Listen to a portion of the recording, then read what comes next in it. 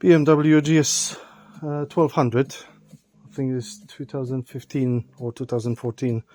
If your cruise control is not operating properly and your switch feels a bit finicky, that's the easy solution. Just check if it's actually flat with this plastic. If not, then you have to dismantle the whole lot, and then from inside you need to push it with a screwdriver, because it pops out from the clips, and that way it doesn't push in the inside button to engage the cruise control. So pretty much straightforward fixed. It doesn't cost you any money. Probably in the BMW they will offer you 400 quid replacement switch, but it doesn't need it. Normally it would be just that switch pops out and it's just in the wrong angle to push that cruise control switch. Hopefully that will help someone to get this fixed. And it's basically one bolt to take it off the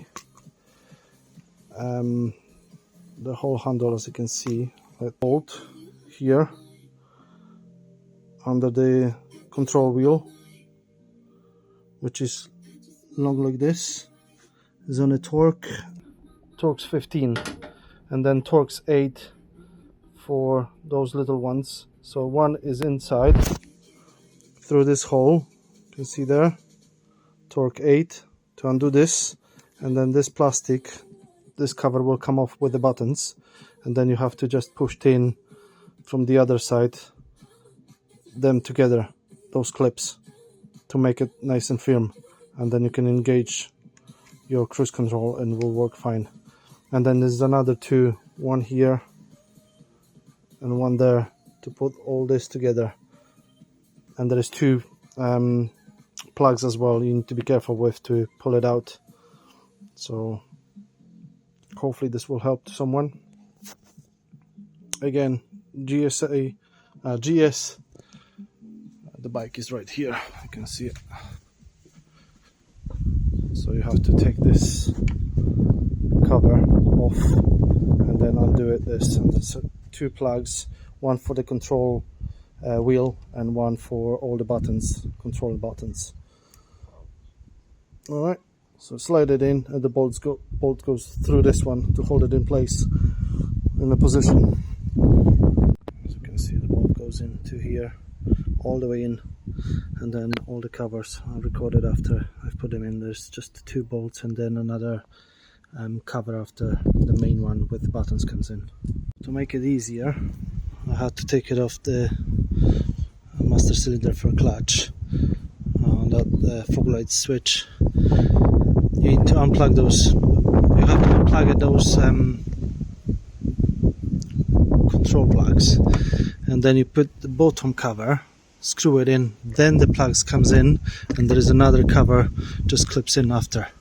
So I'll show you the rest of it once I finish. So you'll see there is the two holes. To take this one off, you basically need to put from this side a flat small screwdriver to basically bend it a little bit down to pull it out by the cables just ever so slightly, and it will come out.